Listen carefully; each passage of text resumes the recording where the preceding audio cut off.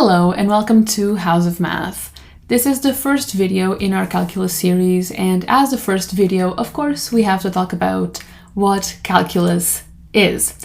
And so calculus is a branch of mathematics that has two sub-branches. The first sub-branch, which is known as integral calculus, as we use integrals to solve these problems, deals with the summation of infinitely many small factors to determine some whole.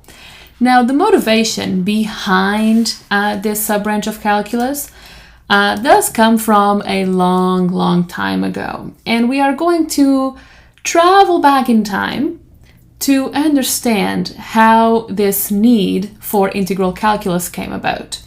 And so we are going to imagine that it is 300 BC, and we are trying to find the circumference, which is the perimeter of a circle, and the area of a circle.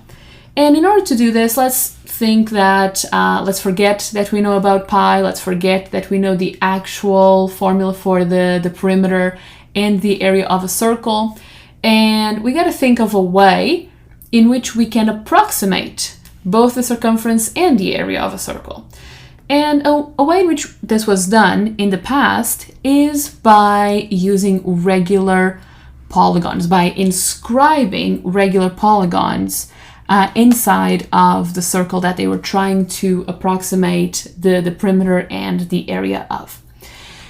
And for example, we can start with a square, right? A square or a four-sided polygon is just a four-sided shape.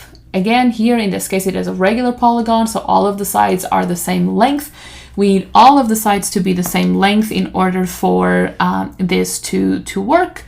And we can see here that this is not an ideal approximation, right? We still have a pretty big gap between the sides of the square and the circle itself. And so this is not great. So let's try a different shape. Let's try a shape with more sides. And let's go up in the number of sides. Let's try 6 sides. So here we have a regular hexagon, right? A 6-sided polygon. And here again, we note that it is a regular polygon. We can divide it into 6 equal triangles.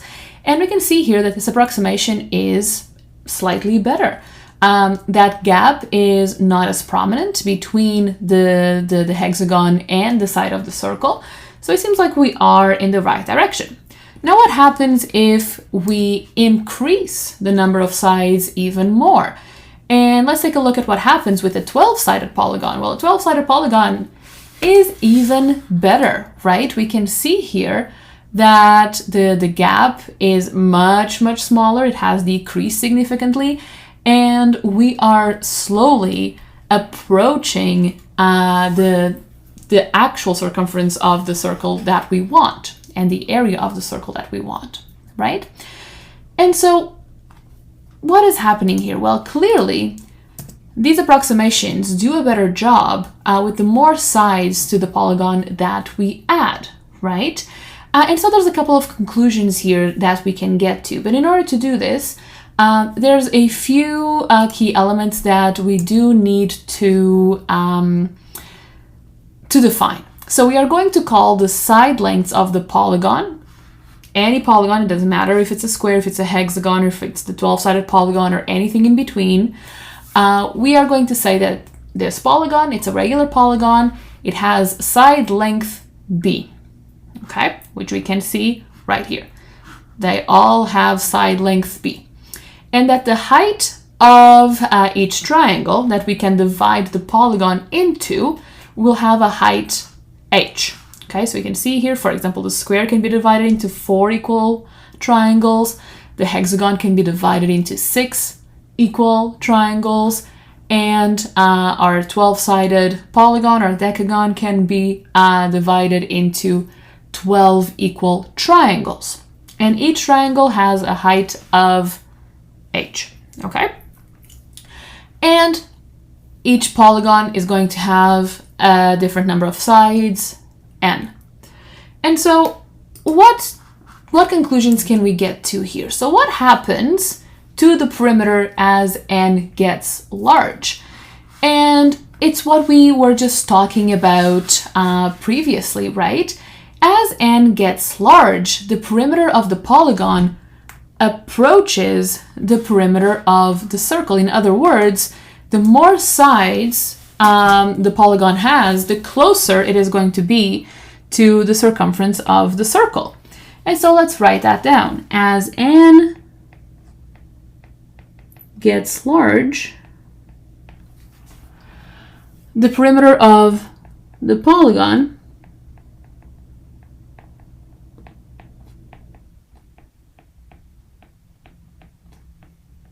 approaches the circumference of the circle, or the perimeter of the circle.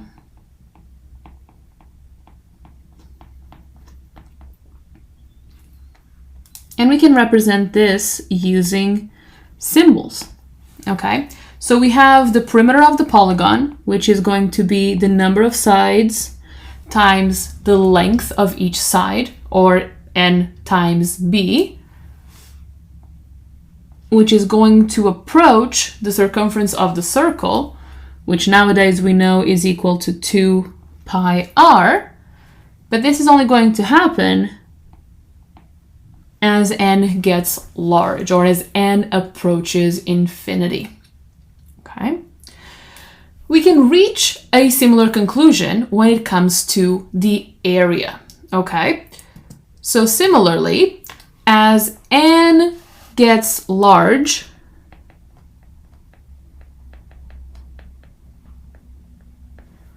the area of the polygon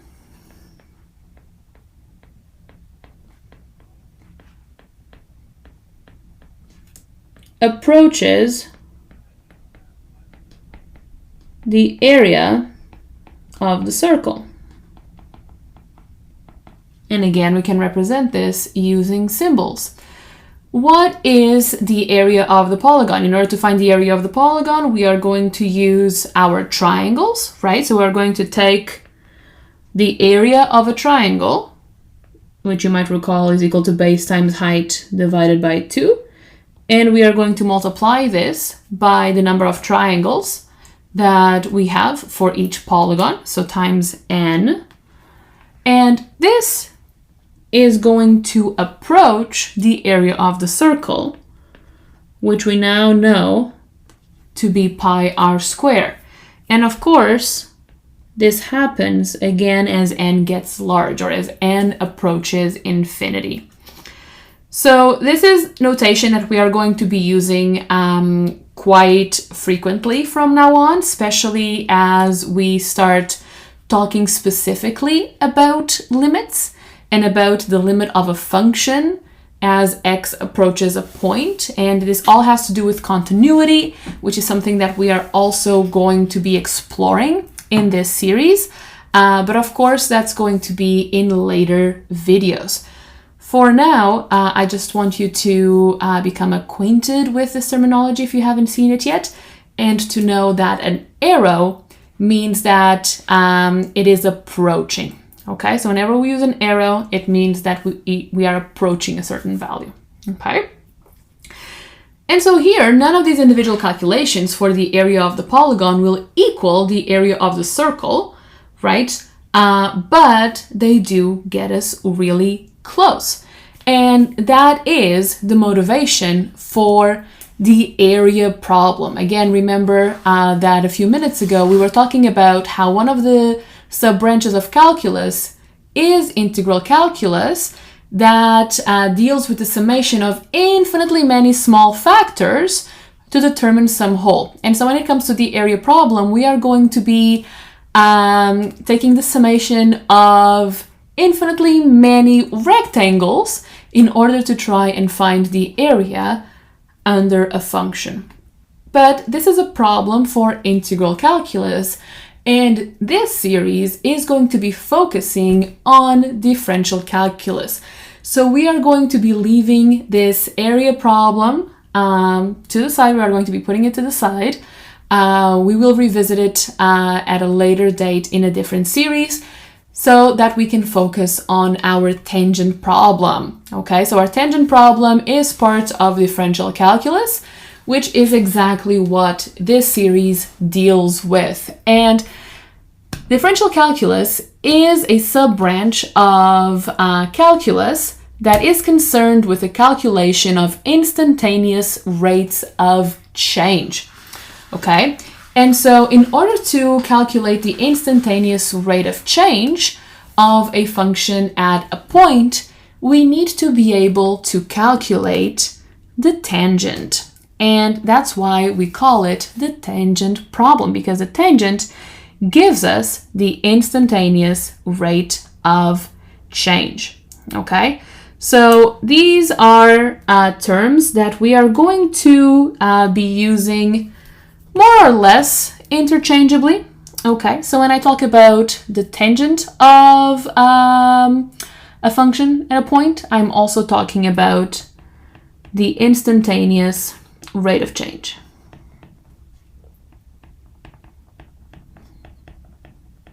Okay, so let's explore this problem a little bit more closely here. So let's say that we have a function, and we can see it here in this diagram, right? It is just represented by a parabola, but it could be any other function. So we're going to call it f of x, and we are going to use 2 points, here represented by p and q, to find the instantaneous rate of change. So let's say that we want the tangent to the point P, okay? And P is given by the coordinates a, comma, f of a. So we are going to use point P to express Q, all right? So we are going to express Q as a generic point very close to P. And so in order to do this, we are going to add a very small non-zero amount that we are going to call h to the x value of P. And so Q is going to have the coordinates a plus h, that's going to be the x coordinate, and y coordinate f of a plus h. And so the idea is that the smaller h gets, the more accurate our tangent is. And it's because ultimately we want h to approach 0 so that we get the actual tangent, not just an approximation of the tangent, but the tangent itself. Okay? And so we need to find the slope of the tangent. In order to do this, of course, we are going to use the slope formula. If we recall from grade 9, the slope of the formula is given by m is equal to y sub 2 minus y sub 1 over x sub 2 minus x sub 1, right? In this case, point P is going to be our point with coordinates x sub 1 and y sub 1. Right, so we are going to have x sub 1 is equal to a, and f of a is going to be equal to y sub 1. And we have that point Q is going to correspond to our second point. Okay, so a plus h is going to correspond to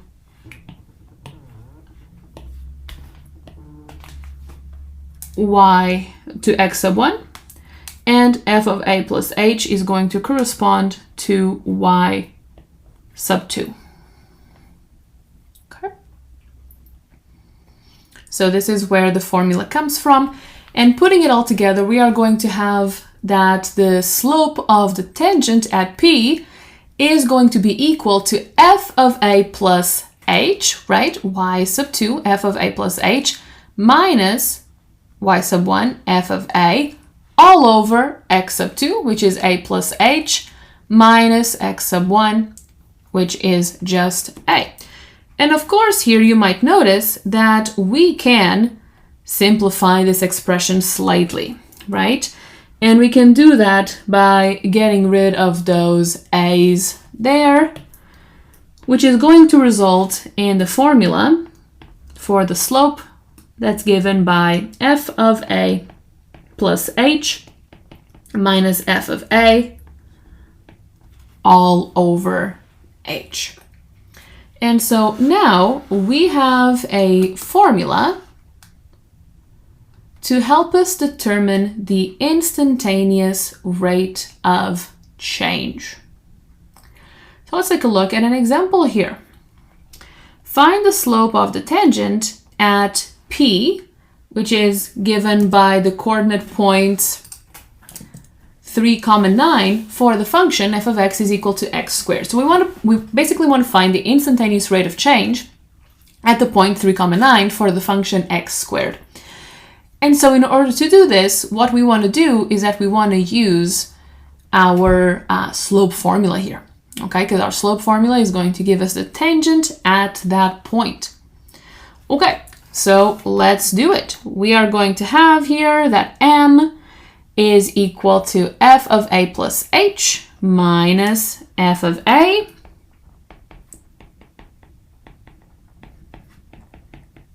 all over h.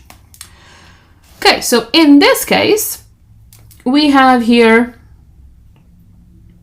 that 3 is equal to a, and 9 is equal to f of a.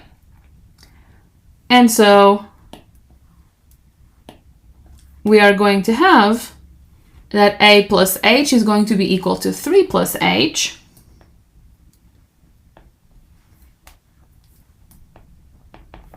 Is going to be equal to f of 3 plus h minus f of 3 all over h. Okay, so now here we can do this work on the side. F of 3 plus h is going to be equal to 3 plus h squared, right? So we are going to have that m is equal to 3 plus h squared. We have to apply the function that we are given to the point. Okay, so the function that we are given is x squared, and the point that we have, at our x in this case, is 3 plus h. So 3 plus h minus 3 squared all over h. So here m is going to be equal. Now we expand the binomial, right? So 3 squared, that's just going to be equal to 9 plus 3 times 2 times h, 6h plus h squared minus 9 over h.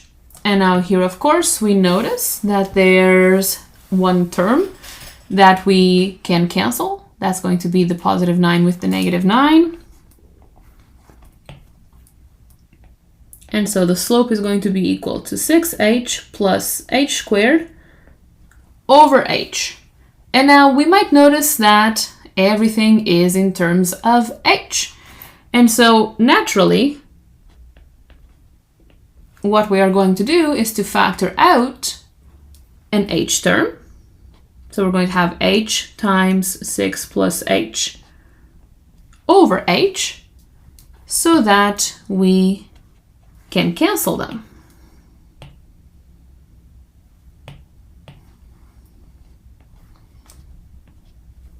Okay. And when we cancel them, we are going to have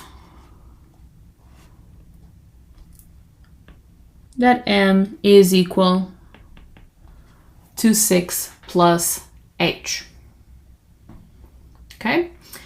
And so now here, what we get to is that as h approaches 0, the slope is going to approach 6.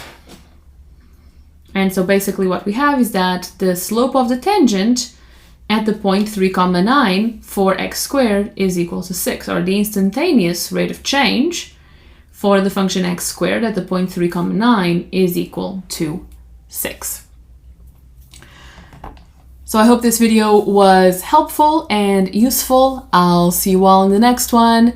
Have a great day. Bye.